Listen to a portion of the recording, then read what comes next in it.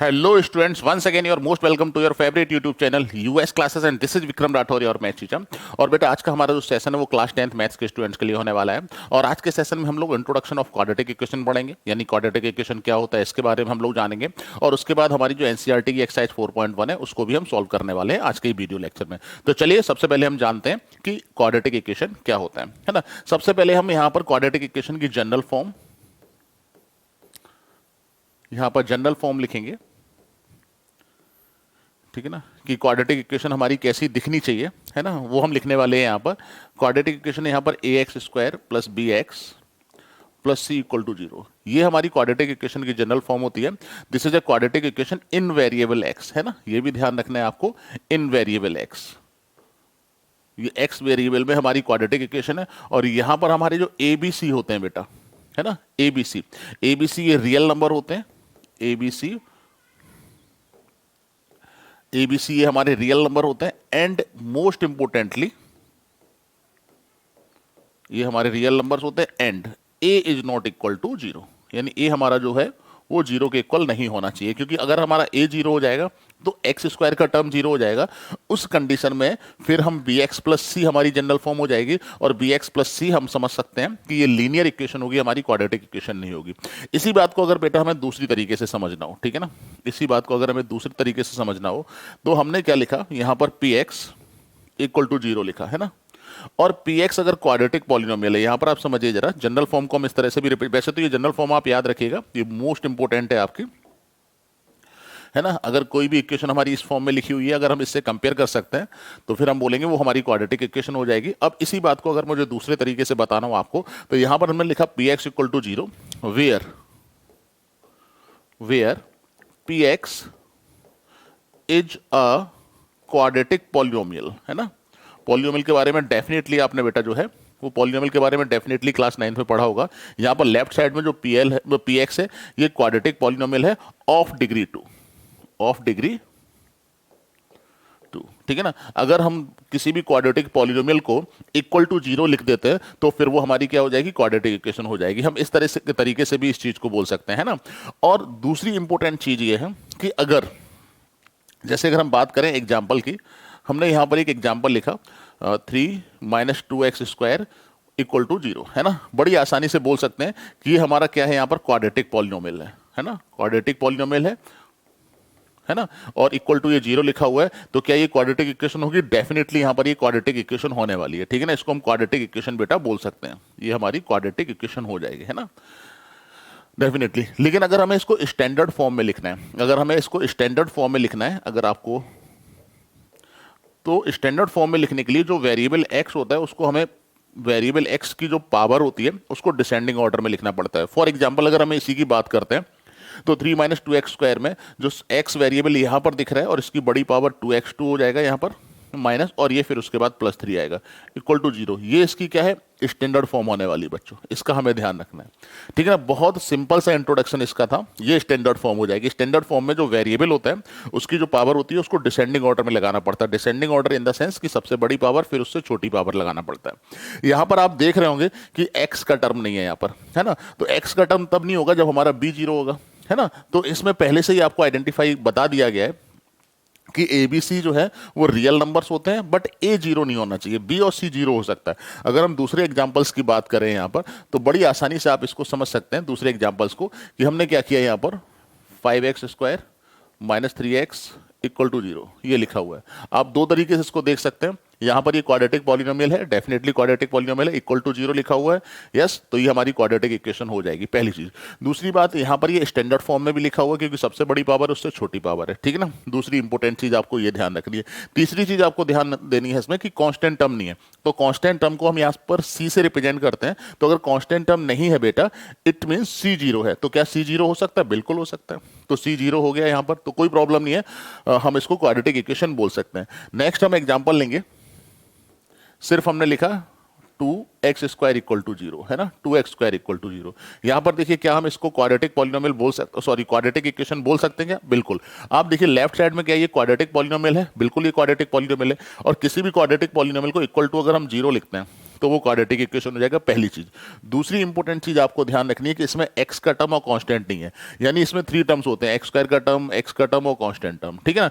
तो x square का term zero नहीं होना चाहिए, यानी ए जीरो नहीं होना चाहिए आपका, ये दोनों टर्म जीरो हो सकते हैं, कोई प्रॉब्लम नहीं है, लिखा हुआ है बी एस सी जीरो हो सकता है आपका, किसी भी इक्वेशन में बी और सी हो सकता है जीरो। तो यहां पर 2x² इक्वल टू जीरो में बी और सी जीरो है, यानी एक्स का टर्म, एक्स स्क्वायर का टर्म और कांस्टेंट टर्म नहीं है, ठीक है ना। तो फिर यहां पर फिर भी हम इसको क्वाड्रेटिक बोल सकते हैं। लेकिन अगर ये वाला टर्म जीरो हो जाएगा, सपोज दैट अगर मैं बात करूं यहां पर कि मैंने ए का टर्म यानी एक्स स्क्वायर का टर्म जीरो कर दिया, 2x + 3 इक्वल टू जीरो इस तरह से लिखा, तो क्या हमारी ये क्वाड्रेटिक इक्वेशन है ना। पहले तो आप ये देखिए जरा, क्या 2x + 3 हमारी क्वाड्रेटिक पॉलिनोमियल है, यानी यहां पर ये क्वाड्रेटिक पॉलिनोमियल होना चाहिए लेफ्ट साइड में, ऐसा मैंने आपको बताया यहां पर, है ना। तो वो तो यहां पर दे नहीं रखा है, तो फिर ये आपकी डेफिनेटली क्वाड्रेटिक इक्वेशन नहीं है। और इसमें बेसिकली हुआ क्या है, यानी कि जो आपका ए वाला टर्म जो एक्स लिखा हुआ है वो जीरो हो गया, यानी कि इसकी वजह से एक्स स्क्वायर का टर्म जीरो हुआ है। तो पहले ही यहां पर आइडेंटिफाई कर दिया गया कि ए जो है वो हमारा जीरो नहीं हो सकता है। तो आई थिंक जो इंट्रोडक्शन है आपका क्वाड्रेटिक इक्वेशन का, कि क्वाड्रेटिक इक्वेशन क्या होता है, वो आपको शायद समझ में आ गया होगा। अब हम एक्सरसाइज 4.1 की तरफ चलते हैं, जिसमें हमें कुछ क्वेश्चंस दिए गए, उन क्वेश्चंस को हम सॉल्व करेंगे, है ना। और क्वेश्चन क्या है आपका, सबसे पहला क्वेश्चन 4.1 एनसीईआरटी का है कि check whether the following are quadratic equation और नॉट, यानी कि क्वाड्रेटिक इक्वेशन है या नहीं है। तो सबसे पहले हमें क्वाड्रेटिक इक्वेशन आइडेंटिफाई करने के लिए जो उसकी जनरल फॉर्म होती है, यानी A X square plus B X plus C equal to zero, उसमें कन्वर्ट करना पड़ेगा। तो यहां पर आप देख सकते हैं कि राइट साइड में पहले तो जीरो नहीं है ना, और ये अपनी इस जनरल फॉर्म में नहीं लिखा हुआ है। तो इस फॉर्म में आइडेंटिफाई करना हमारे लिए आसान नहीं होगा, पहले हम इसको सिंप्लीफाई करेंगे, सिंप्लीफाई करने के बाद हम बड़ी आसानी से आइडेंटिफाई कर सकते हैं, है ना। तो देखिए यहां पर जरा फर्स्ट की बात करते हैं, ये x+1 का होल स्क्वायर है, इसको हम ओपन करेंगे सबसे पहले, यानी x² + 2x+1, इसको हमने a + b के होल स्क्वायर से ओपन कर दिया, और राइट साइड में भी 2x - 3। पहले लेफ्ट राइट को कंप्लीटली सिंप्लीफाई करिए आप, है ना। अब देखिए यहां पर ट्रांसफर करेंगे, x² तो x² है प्लस 2x, और ये लेफ्ट में आके माइनस का 2x हो जाएगा +1, और ये प्लस का 3 इक्वल टू जीरो, है ना। 2x और 2x कैंसिल हो जाएगा, यहाँ पर we can write x² + 4 equal to zero, है ना। ये देखिए पहले क्या ये स्टैंडर्ड फॉर्म में लिखा हुआ है, बिल्कुल लिखा हुआ है, क्योंकि ये वेरिएबल x की जो पावर है वो डिसेंडिंग ऑर्डर में, ठीक है ना, 2 पावर फिर 1 है नहीं, फिर 0 पावर। दूसरा, इसको आइडेंटिफाई करने के लिए सिर्फ आपको इतना आइडेंटिफाई करना पड़ता है, क्या ये हमारी क्वाड्रेटिक इक्वेशन है, सॉरी क्वाड्रेटिक पॉलिनोमियल है। तो यहाँ पर ये क्वाड्रेटिक पॉलिनोमियल है ना, ये क्वाड्रेटिक पॉलिनोमियल है। होप सो कि आपको क्वाड्रेटिक पॉलिनोमियल को आइडेंटिफाई करना आसानी से आता होगा, क्लास 9 से सीखा होगा। और quadratic polynomial equal to zero अगर है तो हम बड़ी आसानी से बोल सकते हैं कि हमारी क्या हो जाएगी, क्वाड्रेटिक इक्वेशन हो जाएगी बेटा, है ना। यही हमें बताना था, क्या ये क्वाड्रेटिक इक्वेशन है, तो यस ये क्वाड्रेटिक इक्वेशन है हमारी, है ना। दूसरे पर आइए, दूसरा क्वेश्चन इसी तरह से दे रखा है, बहुत सिंपल है। पहले आप सिंप्लीफाई करिए इसको, है ना, मल्टीप्लाई हम करेंगे यहाँ पर, तो देख सकते हैं आप ये x² है ना प्लस x - 2x और -2, ये मल्टीप्लाई कर दिया, राइट साइड में भी मल्टीप्लाई करेंगे, x² + 3x -x और -3, ठीक है ना। ये इस तरह से हमारा यहाँ पर बन जाएगा।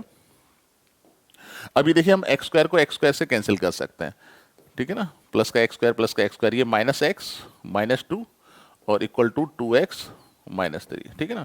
अभी हम क्या करेंगे, सारे टर्म्स हम लेफ्ट साइड में लेकर आएंगे, राइट साइड में हमें जीरो बनाना होता है, क्योंकि क्वाड्रेटिक इक्वेशन की जो जनरल फॉर्म होती है उसमें लेफ्ट में आपके पूरी पॉलिनोमियल लिखी होती है, और राइट साइड में क्या होता है, जीरो होता है। वही करने वाले हैं हम लोग यहाँ पर। तो -x -2x -2 + 3 equal to zero, कुछ इस तरह से बनेगा हमारे पास, यानी -3x + 1 इक्वल टू जीरो। अब हमें ये बताना है, क्या ये हमारा जो लेफ्ट में लिखा हुआ है क्या क्वाड्रेटिक पॉलिनोमियल है, तो इज नॉट या नॉट क्वाड्रेटिक पॉलिनोमियल, ये क्वाड्रेटिक पॉलिनोमियल नहीं है बच्चों, ठीक है ना, क्वाड्रेटिक पॉलिनोमियल नहीं है। तो क्या ये हमारी क्वाड्रेटिक इक्वेशन होगी, नॉट क्वाड्रेटिक इक्वेशन, यानी ये क्वाड्रेटिक इक्वेशन नहीं होगी, ठीक है ना। बस इतना आपको आइडेंटिफाई करना है यहाँ पर, बहुत सिंपल है। लेकिन मैं फिर आपको बता रहा हूं, आपको जनरल फॉर्म में कन्वर्ट करना पड़ेगा, यानी सिंप्लीफाई करना पड़ेगा। सिंप्लीफाई करने के बाद ही हम आइडेंटिफाई कर सकते हैं। सिर्फ हम यहां से देखकर अगर हमें बताना हो तो फिर हम नहीं बता सकते हैं, क्योंकि हमें आपको एक ax² + bx + c equal to zero की फॉर्म में कन्वर्ट करके देखना पड़ेगा कि वो फॉर्म जनरेट हो रही है नहीं हो रही है। उसके लिए हमें सिंप्लीफाई करना पड़ेगा, तभी हम इसको बता सकते हैं, ठीक है ना। इसका आपको ध्यान रखना है। नेक्स्ट क्वेश्चन की तरफ आते हैं, है ना। ये क्वेश्चन एक हमें दे रखा है, सिमिलर वे में हम इसको अटेम्प्ट करेंगे। तो a³ + b³ ओपन कर रहे हैं, इसमें a + b का होल क्यूब लगा रहे हैं, होप्स हो कि आपको ए प्लस बी का होल क्यूब पता होगा, यानी A cube plus B cube plus 3a² B plus 3ab², ये फॉर्मूला होता है। तो A cube plus B cube plus 3a² B plus 3ab² है ना ये। और राइट में अगर हम करते हैं तो 2x³ माइनस 2x है ना, ये चलेगा आपका। तो यहाँ पर अगर हम सिंप्लीफाई करते हैं तो बेटा x³ प्लस 8 प्लस 3 2 6x², ये 4 3 12 हो जाएगा बेटा 12x, और ये आपका 2x³ माइनस 2x। अब यहाँ पर नोटिस करने वाली बात यह है कि जो सबसे बड़ी पावर यहाँ पर x³ है ना, तो x³ एक इधर लिखा हुआ है, एक इधर लिखा हुआ है, और यहाँ पर देख सकते हैं 2x³ ये ग्रेटर टर्म है और ये आपका स्मॉलर टर्म है, तो सारे टर्म्स आप राइट में ले जाइए है ना। बोल हम राइट में रहे लेकिन लिख लेफ्ट में रहे। तो ये 2x³ माइनस x³ उधर ट्रांसफर किया, फिर x² का टर्म उधर तो है ही नहीं राइट में, ये लेफ्ट वाला x² पहुंचेगा राइट में, माइनस का 6x², x का टर्म यहाँ पर माइनस का 2x है और यहाँ पर सिर्फ 12 है, तो माइनस का 12x हो जाएगा। कांस्टेंट की बात करते हैं, राइट में कांस्टेंट है ही नहीं हमारा, +8 उधर जाके -8 हो जाएगा। तो यहाँ पर आप देख सकते हैं ये x³ minus 6x² minus 14x और -8 इक्वल टू 0, ठीक है ना। इस तरह से हमारा ये टर्म जनरेट होगा यहाँ पर। और आप देख सकते हैं क्या ये क्वाड्रेटिक पॉलिनोमियल है? लेफ्ट साइड में क्या क्वाड्रेटिक पॉलिनोमियल है? बिल्कुल नहीं है, क्योंकि इसमें सबसे बड़ी पावर जो वेरिएबल की है वो 3 है, तो ये क्यूबिक पॉलिनोमियल हुआ, तो फिर ये क्वाड्रेटिक इक्वेशन नहीं होगी। तो यहाँ पर आपको बताना है नॉट क्वाड्रेटिक इक्वेशन। रीजन मैंने आपको बता दिया, बिकॉज ऑफ लेफ्ट साइड में हमारा जो है वो क्वाड्रेटिक पॉलिनोमियल नहीं है, या फिर ax² plus bx plus c की जो फॉर्म होती है वो लेफ्ट साइड में जनरेट नहीं हो रही है, क्योंकि यहाँ पर ये क्यूबिक पॉलिनोमियल हो गया। तो बड़ी आसानी से हम इसको सिंप्लीफाई करके बच्चों बता सकते हैं। इसी तरह से नेक्स्ट क्वेश्चन हमारा जो 4th है, इसका इसी वे में हम इसको सिंप्लीफाई करेंगे। तो देखिए ये तो चल रहा है कंप्लीटली लेफ्ट साइड में सिंप्लीफाई, इसके आगे तो हम कर भी नहीं सकते हैं कुछ भी, है ना। राइट साइड जो हमारी है वो सिंप्लीफाई हमें करनी है। इसको a माइनस बी के होल क्यूब से ओपन करेंगे। तो a माइनस बी के होल क्यूब का फॉर्मूला बच्चों आपको पता होना चाहिए, है ना। तो a³ minus b³ minus 3a² 3a² b plus 3ab², ठीक है ना, कुछ इस तरह से चलेगा हमारा। तो यहां पर देखिए आप x³ minus 4x² minus x plus 1 है ना, और ये x³ माइनस 8 माइनस 6x² और ये 4 3 12x, कुछ इस तरह से बनेगा बेटा हमारा ये, है ना। बहुत सिंपल स्टेप्स है, आसानी से कर सकते हैं। देखिए x³ और x³ ये कैंसिल हो गया हमारा, है ना। सारे टर्म्स आप लेफ्ट में लेकर आइए। तो सबसे पहले देखिए यहाँ पे माइनस का 4x² है, यहाँ पे माइनस का 6 है, तो प्लस का 6x² हो जाएगा। x यहाँ पर माइनस x है, माइनस प्लस का 12x लेफ्ट में आके माइनस 12x हो जाएगा। कांस्टेंट हमारा +1 है और यहाँ पर -8 है, जो कि लेफ्ट में आकर प्लस का 8 बन जाएगा, ठीक है ना, इक्वल टू 0। तो फाइनली हमारा 2x² माइनस 13x, जो लाइक टर्म्स है वो ऐड कर सकते हैं। x² के साथ x² वाला टर्म ऐड होगा, x के साथ x वाला, यानी माइनस 13x, और कांस्टेंट के साथ कांस्टेंट इक्वल टू 0। आपको सिर्फ ये देखना है क्या लेफ्ट साइड में हमारा क्वाड्रेटिक पॉलिनोमियल है, यानी 2x² माइनस 13x प्लस 1 9, ये हमारा क्वाड्रेटिक पॉलिनोमियल है बच्चों। और अगर ये क्वाड्रेटिक पॉलिनोमियल है तो क्वाड्रेटिक पॉलिनोमियल इक्वल टू 0, है ना, इक्वल टू 0 अगर लिखा हुआ है तो वो हमारी क्वाड्रेटिक इक्वेशन होगी। तो बड़ी आसानी से बता सकते हैं यहाँ पर कि ये हमारी क्वाड्रेटिक इक्वेशन होगी, है ना, ये क्वाड्रेटिक इक्वेशन होगी। बस यही हमें आइडेंटिफाई करना था यहाँ पर। नेक्स्ट क्वेश्चन की तरफ हम लोग चलते हैं। नेक्स्ट क्वेश्चन में आप देखिए यहाँ पर कि लिखा हुआ है represent the following situation in the form of a quadratic equation. से यानी एक हमें एक क्वेश्चन दिया हुआ है, थ्योरी लिखी हुई है ना, वर्ड प्रॉब्लम लिखी हुई है, हमें इसको क्वाड्रेटिक इक्वेशन में कन्वर्ट करना है। ये ध्यान रखना है, अच्छे क्वेश्चन है। आगे चलकर हम अभी तो यहाँ पर सिर्फ इक्वेशन को जनरेट करेंगे, क्योंकि हमारा डे फर्स्ट है क्वाड्रेटिक इक्वेशन का, है ना। आगे चलकर इन क्वाड्रेटिक इक्वेशन को सॉल्व भी करना पड़ेगा। तो सॉल्यूशन का जो प्रोसीजर होता है, जो मेथड्स होते हैं, वो हम आगे चलकर लेटर ऑन डिस्कस करेंगे। अभी क्या है, हमें सिर्फ क्वाड्रेटिक इक्वेशन में कन्वर्ट करना है। ये हमारी फर्स्ट एक्सरसाइज वही है ना। जो नेक्स्ट हमारा जो लेक्चर होगा वो आपका सॉल्यूशन ऑफ क्वाड्रेटिक इक्वेशन पर ही बेस्ड होने वाला है। तो यहाँ पर लिखा होता है area of a rectangular plot is 5 to 8 metre square, है ना, 5 to 8 मीटर स्क्वायर। फिर उसके बाद the length of the plot is 1 more than twice it's breath, यानी लेंथ जो है वो ट्वाइस से 1 more है।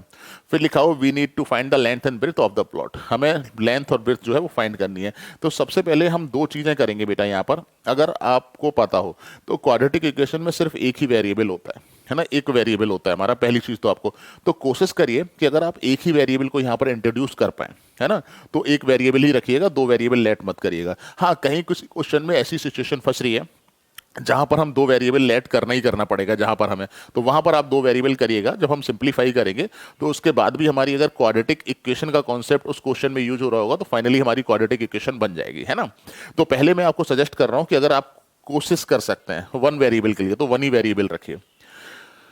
कुछ बच्चे यहाँ पर ये सोच सकते हैं कि सर हमें कैसे पता लगेगा, तो इसीलिए तो मैं बोल रहा हूँ आपको, अगर दो वेरिएबल किसी भी क्वेश्चन में चाहे वो linear equation in two variable का ही क्वेश्चन क्यों ना हो, है ना, अगर आपकी रिक्वायरमेंट जो है वो एक ही वेरिएबल से फुलफिल हो जा रही है तो फिर हम एक ही वेरिएबल रखेंगे। अब जैसे इन्होंने लास्ट में एक लाइन लिखी हुई है कि length find its length and breadth, हमें लेंथ और ब्रेथ फाइंड आउट करनी है। और लेंथ और ब्रेथ का देखिए इसमें दो कंडीशन दे रखे हैं। एक कंडीशन ये है हमारी कि एक तो एरिया दिया हुआ है आपको, है ना, एक एरिया दे रखा है, ये देखिए जरा, और दूसरी कंडीशन लेंथ और ब्रेथ में हमें रिलेशन दे रखा है। तो कई बार क्या करते हैं जो दो कंडीशन है उसमें एक कंडीशन का यूज लेट करने में कर लेते हैं। जैसे अगर मैं बात करूं इस क्वेश्चन की, हमने लेट किया रेक्टेंगुलर प्लॉट के लिए, लेट लेंथ इक्वल टू, या लेंथ या ब्रेथ लेट करिए मेरे हिसाब से, तो ठीक है ना, ब्रेथ ब्रेथ पहले लेट करिए। ये मैं ऐसा इसलिए बोल रहा हूं, ऑब्वियस सी बात है, ब्रेथ आपकी रेक्टेंगुलर प्लॉट की ब्रेथ की बात हो रही है यहां पर। इन्होंने लिखा हुआ the length of the plot is one more than twice the breadth, breadth से ब्रेथ का ट्वाइस कर दीजिए और उसमें प्लस वन कर दीजिए, वो लेंथ हो जाएगी। तो ब्रेथ अगर आप एक्स लेट करते हैं, ठीक है ना, एक्स यूनिट, तो जो लेंथ हो जाएगी हमारी वो 2x प्लस वन यूनिट हो जाएगी, ठीक है ना, ये इस तरह से। तो हुआ क्या कि जो कंडीशन आपको दे रखी थी सेकंड वाली कंडीशन, उसको हमने लेट करने में यूज कर लिया। अच्छा, दूसरी चीज हम बोले कि अगर एरिया जैसे इस कंडीशन का यूज करना चाहें, अगर हमें एरिया दे रखा है 528, तो क्या हम लेंथ और ब्रेथ लेट कर सकते हैं? ये थोड़ा सा मुश्किल हो जाएगा। तो फिर मैं यही कह रहा हूं कि जो कंडीशन दी हुई है उसमें आप ये देखिए कि कौन सी कंडीशन को हम इजिली इजिली यूज कर सकते हैं, है ना। लेंथ और ब्रेथ हमें फाइंड आउट करना है और लेंथ ब्रेथ लेट करना है, तो एरिया की हेल्प से नहीं, दूसरा जो लेंथ और ब्रेथ में रिलेशन दिया हुआ उसका हमें यहां पर यूज करेंगे। अब क्वेश्चन हमारा क्या हो गया, क्वेश्चन ये हो गया कि हमें एरिया जो है ना, सिंस एरिया हमें दे रखा है, एरिया इक्वल टू कितना दिया हुआ है, एरिया ऑफ रेक्टेंगल प्लॉट ये दे रखा है 528 मीटर स्क्वायर। तो एरिया का मतलब हो जाएगा यहां पर length into breadth equal to 528, ठीक है ना। लेंथ कितना है हमारे पास 2x प्लस वन, आप बड़ी आसानी से देख सकते हैं, और हमारे पास ब्रेथ कितना है x, तो ये 528 बेटा यहाँ पर बना। मल्टीप्लाई अगर हम करेंगे तो it will be 2x square plus X equal to 528, और 528 को आप लेफ्ट में लेकर आइए, 2x स्क्वायर प्लस एक्स, क्योंकि हमें क्वाड्रेटिक इक्वेशन बनानी है, इक्वल टू 0, है ना। ये हमारी यहाँ पर क्वाड्रेटिक इक्वेशन बन गई। बस इतना ही करना था, यानी जो ये इंफॉर्मेशन हमें दी गई थी, है ना, उस इंफॉर्मेशन की हेल्प से हमने क्वाड्रेटिक इक्वेशन यहाँ पर जनरेट कर लिया, ठीक ना। आगे चलकर जब हम क्वेश्चंस करेंगे इस तरह के, वहां पर क्वाड्रेटिक इक्वेशन को सॉल्व करना पड़ेगा और वेरिएबल की वैल्यू भी फाइंड आउट करनी पड़ेगी। जैसा मैंने आपको बताया कि ये लेटर ऑन जो हमारा सेकंड लेक्चर है उसमें हम ये सारा का सारा काम करने वाले हैं। इस क्वेश्चन में तो बस हमें यहीं पर क्वेश्चन को ड्रॉप कर देना है, ठीक है ना। तो आई थिंक ये क्वेश्चन आपको समझ में आ गया होगा। चलिए हम बात करते हैं नेक्स्ट क्वेश्चन की। यहां पर भी देखिए the product of two conjugative positive integers, ठीक है ना, 306। मैं आपको फिर बता रहा हूं, आपको इसमें दो कंडीशन जो है वो ढूंढनी है। क्वाड्रेटिक इक्वेशन के जितने भी क्वेश्चंस होंगे उसमें हम क्या करेंगे, आपको दो कंडीशन जो है वो आइडेंटिफाई करनी है ना। और उसमें से एक कंडीशन का यूज लेट करने में करेंगे जिससे आपका एक ही वेरिएबल इंट्रोड्यूस होगा, और दूसरी कंडीशन का यूज इक्वेशन को फॉर्म्ड करने में करेंगे। ये आप हमेशा ध्यान रखिएगा। तो यहां पर तो आप जब देखेंगे तो पढ़ने में आएगा कि सर एक ही कंडीशन तो दी है कि दो कॉन्जुगेटिव पॉजिटिव इंटीजर्स का प्रोडक्ट जो है वो 36 है। तो यहां पर दो कंडीशन ये है कि एक तो जो कॉन्जुगेटिव पॉजिटिव इंटीजर्स है ना, ये एक कंडीशन ये है, और दूसरी कंडीशन ये है कि उनका जो प्रोडक्ट है वो 306 है। तो कॉन्जुगेटिव पॉजिटिव इंटीजर्स कैसे होते हैं, जैसे 1 और 2, 2 और 3, 3 और 4, ये कॉन्जुगेटिव पॉजिटिव, यानी कि अगर एक 1 है तो दूसरा इंटीजर प्लस 1 करने पर हमें मिलेगा, कॉन्जुगेटिव तभी होगा। तो अगर हम एक इंटीजर पहला x मानते हैं तो दूसरा इंटीजर डेफिनेटली हमारा x प्लस 1 होगा। इसमें इंपोर्टेंट मैं आपको फिर बता दे रहा हूं कि दोनों के दोनों पॉजिटिव हैं। अभी यहां पर तो कोई यूज नहीं है इक्वेशन बनाने में इस पॉजिटिव वर्ड का, लेकिन आगे चलकर जब हम इक्वेशन को सॉल्व करते हैं तो इस पॉजिटिव वर्ड का भी यूज होता है, ठीक है ना, जो कि हम लेटर ऑन, जैसा मैंने आपको बताया, जब हम इक्वेशन को सॉल्व करेंगे वहां पर इस चीज के बारे में डिस्कस करेंगे। तो यहां पर हम क्या कर रहे हैं, लेट यानी पहली कंडीशन जो छुपी हुई थी कि दोनों के दोनों इंटीजर जो है वो कॉन्जुगेटिव है, हमें एक्स और वाई लेट करने की जरूरत नहीं है, कॉन्जुगेटिव है, तो एक्स हो जाएगा पहला और दूसरा आपका एक्स प्लस वन हो जाएगा। तो let two conjugative positive integers are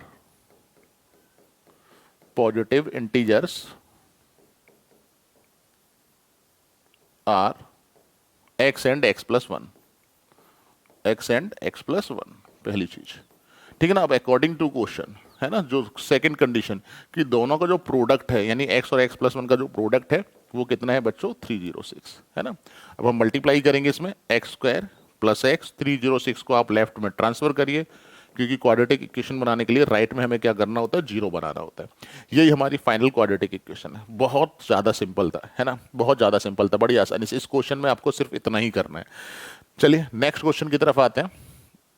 next question हमें दिया हुआ है Rohan's mother is 26 years older than him, यानी रोहन की माँ रोहन से 26 ईयर्स बड़ी है। फिर देखिए मैं आपको बताऊं आगे चलकर फाइनली क्वेश्चन जब हम पढ़ लेंगे तब आपको बताते हैं, अभी इसको ड्रॉप करते हैं यहाँ पर। फिर लिखा the product of their age is 3 years from now, यानी कि आज से 3 साल के बाद दोनों की जो एज होगी उसका जो प्रोडक्ट है वो 360 दिया हुआ है। क्वेश्चन है we would like to find Rohan's present age. हमेशा ध्यान रखिएगा जितने भी एज वाले क्वेश्चंस होंगे और क्वाड्रेटिक इक्वेशन में कन्वर्ट करना होगा तो हमेशा आपको प्रेजेंट एज लेनी है हमेशा, ठीक है ना, ये ध्यान रखना। तो अभी हम क्या कर रहे हैं, रोहन और रोहन के मदर, यहाँ पर दो ऑब्जेक्ट हमें दिखाई दे रहे हैं, रोहन और रोहन की माँ।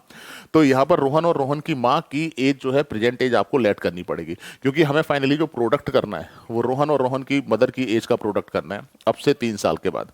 तो यहाँ पर पहली कंडीशन देखिए, दो कंडीशन है कि रोहन की मदर की एज रोहन से 26 ईयर्स ज़्यादा है ना। दूसरी कंडीशन कि उनका प्रोडक्ट जो है वो आपका 360 दिया हुआ है। ये दो कंडीशन है। तो मैंने बोला था हमेशा एक कंडीशन का यूज हम लोग जो है अगर कर सकते हैं तो, ये भी मैं बोलता जा रहा हूँ, एक कंडीशन का यूज जो है वो लेट करने में कर लीजिए और दूसरी कंडीशन का यूज इक्वेशन बनाने में करिए। हमेशा यही करते हैं in case of quadratic equation, अगर पॉसिबल है तो, मैं ये भी बोलता जा रहा हूँ। तो यहां पर हम बड़ी आसानी से हमने लेट किया, लेट रोहन्स प्रेजेंट एज, यानी रोहन की प्रेजेंट एज। हमेशा ध्यान रखिएगा प्रेजेंट एज ही लेनी है हमेशा, ठीक है ना। एक्स ईयर्स हमने यहां पर लेट किया तो therefore Rohan's mother present age, है ना, रोहन की मदर की प्रेजेंट एज 26 ईयर्स ज्यादा हो जाएगी यानी x प्लस 26, यानी एक कंडीशन का यूज हम लेट करने में। फिर इन्होंने बोला अकॉर्डिंग टू क्वेश्चन, आइए जरा, फिर इन्होंने यहां पर क्या क्या है वो जरा समझिए। इन्होंने बोला अब से 3 साल बाद, तो अब से 3 साल के बाद जो रोहन की एज होगी वो x प्लस 3 हो जाएगी और रोहन की मदर की एज x प्लस 26 प्लस 3 हो जाएगी, है ना। ये सभी को समझ में आना चाहिए क्योंकि 3 साल के बाद जो एज होगी वो +3 हो जाएगी। आज हमारी जितनी एज है उसमें हमें +3 कर देना है और दोनों का प्रोडक्ट 3060 दिया हुआ है। ये हमारी कंडीशन है, दोनों का मल्टीप्लाई किया 360। अब इसको हम सिंप्लीफाई करके, है ना, क्वाड्रेटिक इक्वेशन में कन्वर्ट कर लेंगे जो कि हमारा फाइनल आंसर होगा। तो आप देखिए जरा यहाँ पर x प्लस 3 और ये x प्लस 29 इक्वल टू 360, ये हुआ। अब x square plus 29x plus 3x और प्लस 3 9 27, 2 और ये 8, है ना, ये मल्टीप्लाई कर लिया। कांस्टेंट को भी हम लेफ्ट साइड में ही लेकर आ रहे हैं इक्वल टू 0, ये बन गया हमारा यहाँ पर। अब इसको सिंप्लीफाई अगर बेटा करते हैं तो एक्स स्क्वायर प्लस 23 और 29 और 3 32 हो जाएगा और ये माइनस का 10 में से 7 गया 3, 5 में से 15 में से 8 गया 7, आई थिंक 273 होगा। कैलकुलेशन आप चेक कर लीजिएगा, यही हमारा फाइनल आंसर है। बहुत सिंपल क्वेश्चन था ये, ठीक है ना। मैंने जैसा बताया कि आगे चलकर इन इक्वेशंस को हम सॉल्व करेंगे, एक्स की वैल्यू भी निकालेंगे, लेकिन वो लेटर ऑन यानी कि बाद में करेंगे हम लोग ये सारा काम, ठीक है ना। यानी जो नेक्स्ट लेक्चर है हमारा है वो सोल्यूशन ऑफ क्वाड्रेटिक इक्वेशन पर ही बेस्ड होने वाला है। बट इस एक्सरसाइज में यहाँ पर सिर्फ आपको क्वाड्रेटिक इक्वेशन बनाकर छोड़ देना है ना। चलिए नेक्स्ट क्वेश्चन की तरफ हम लोग चलते हैं। सेकंड का ही फोर्थ पार्ट है।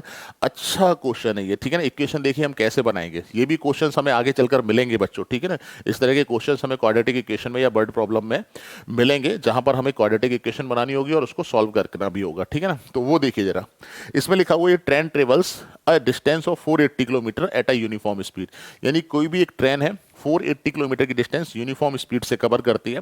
If the speed had been 8 kilometre less, यानी कि अगर स्पीड को कम कर दिया जाता है per hour, 8 kilometre per our से की स्पीड से कम कर दिया जाता है, तो ऑब्वियस सी बात है स्पीड को कम करा जाएगा। तो then it would have taken 3 hours more to cover the same distance, यानी 480 किलोमीटर की डिस्टेंस को कवर करने में 3 घंटे का ज्यादा समय लेगा, ठीक है ना। ये बोला है find the speed of the train, speed of the train. तो सबसे पहला काम तो आपको ये करना है ना, स्पीड ऑफ द ट्रेन आपको निकालना है। तो सबसे पहला काम हम ये करेंगे, लेट स्पीड ऑफ ट्रेन, है ना, equal to x kilometre per hour. ठीक है ना, पहला काम। अब यहाँ पर चीज़ों को समझिए, यहाँ पर दो चीज़ें आपको दे रखी हैं। एक तो टाइम बोला है कि कोई 3 किलोमीटर ज़्यादा लगता है, और डिस्टेंस हमें 480 किलोमीटर की कवर करनी है। तो पहले तो हम यहाँ पर परसेप्शन बनाएंगे कि क्वेश्चन में करना क्या है, कैसे करना है। तो मैं आपको बताऊं कि जब स्पीड एक्स थी तो 480 मीटर कवर्ड करने में कितना टाइम लगता था वो हम निकालेंगे, है ना। फिर जब हमारी स्पीड x-8 हो गई, यानी 8 किलोमीटर पर आवर कम कर दिया, तो फिर कितना टाइम लगता था वो निकालेंगे। और दोनों टाइम का जो डिफरेंस है वो 3 आवर से, आप देख सकते हैं यहाँ पर। अगर ये फील आ गया हो तो यहाँ पर समझना है हमारा जो कॉन्सेप्ट है, जो हम लेकर चलेंगे, वो कॉन्सेप्ट ये है कि जब हमारी स्पीड x थी, डिस्टेंस 480 किलोमीटर था, तो कितना टाइम लगा हम ये निकाल लेंगे। हमारे पास टाइम, अगर डिस्टेंस और स्पीड दी हो तो टाइम को फाइंड आउट करने का हमारे पास फॉर्मूला होता है ना, वो हम करेंगे यहाँ पर। सेकंड, जब हमारे पास स्पीड x-8 थी, डिस्टेंस 480 किलोमीटर ही कवर्ड कर रहे हैं, तो वहां पर टाइम कितना लगा ये निकालेंगे। और दोनों टाइम का जो डिस्टेंस है वो हमारा कितना है, 3 आवर्स। ये बस आपको समझना है कि जो टाइम का डिफरेंस है यहाँ पर, है ना, जो टाइम का डिफरेंस है वो 3 दे रखा है। बस ये चीज अगर आपने पकड़ ली यहाँ पर तो आपका क्वेश्चन सॉल्व हो गया। तो यहाँ पर हम दो केस बेटा जनरेट करेंगे। केस नंबर 1, ध्यान दीजिएगा। केस नंबर 1, अगर हमारी स्पीड x किलोमीटर है, डिस्टेंस हमारी 480 है, तो हमें टाइम कितना लगेगा। ठीक है ना, स्पीड यहाँ पर किलोमीटर पर आवर लिख देते हैं, किलोमीटर पर आवर, और ये डिस्टेंस है तो किलोमीटर, है ना। तो टाइम कितना लगेगा हम लोग जानते हैं, S = D/T, ये फॉर्मूला होता है ना। हमें निकालना है time, since time equal to होता है T = D/S, है ना। तो यहाँ पर हम टाइम को T1 नाम दे रहे हैं, डिस्टेंस हमारी 480 है, और स्पीड हमारी जो है वो x, इतना आवर्स हो जाएगा, है ना। ये हमारा टाइम आ गया T1। इसी तरह से हम क्या करेंगे, यहाँ पर केस सेकंड लेंगे। केस सेकंड लेंगे यहाँ पर। केस सेकंड में जो स्पीड है हमारी वो x-8 हुई है ना। दोबारा में इन्होंने बोला कि स्पीड को अगर हम इतना कम कर देंगे, ठीक है ना, ध्यान से समझिएगा। और हमारी जो डिस्टेंस है वो 480 ही किलोमीटर हमें कवर्ड करनी है ना। तो हमारा जो टाइम T2 होगा वो डिस्टेंस अपॉन स्पीड से निकाल सकते हैं हम लोग, है ना। डिस्टेंस अपॉन स्पीड, स्पीड हमारी x-8, ये कितना हो जाएगा, आवर्स हो जाएगा यहाँ पर। ठीक है ना, ये हमारा क्या आ गया, T2 आ गया। अब T1 और T2 का जो डिफरेंस है वो 3 है। ठीक है ना, T1 और T2 का डिफरेंस है वो 3 है। इस बात को आपको समझना है। इस तरह के क्वेश्चंस को करने का पैटर्न बेटा यही रहता है यहाँ पर, है ना। अब कंफ्यूजन ये होता है कि T1 - T2 करना है या T2 - T1 करना है। आप मुझे बताइए, क्योंकि यहाँ पर राइट साइड में तो आप 3 रख रहे हैं, 3 रख रहे हैं यहाँ पर, तो ये पॉजिटिव वैल्यू आ रही है, यानी कि दोनों का डिफरेंस यहाँ पर T1 - T2 होगा आपका, T1 - T2 होगा, या फिर या T2 - T1 होगा। तो अगर हम ऐसा कर रहे हैं तो ये वाली वैल्यू बड़ी होनी चाहिए T2 से, तब ये वाला वैलिड होगा हमारा। और T2 अगर T1 से बड़ा है तो ये वाला। तो हमें कैसे पता लगेगा T1 ग्रेटर है या T2? तो जिसकी स्पीड कम होती है वही तो टाइम ज़्यादा लेगा।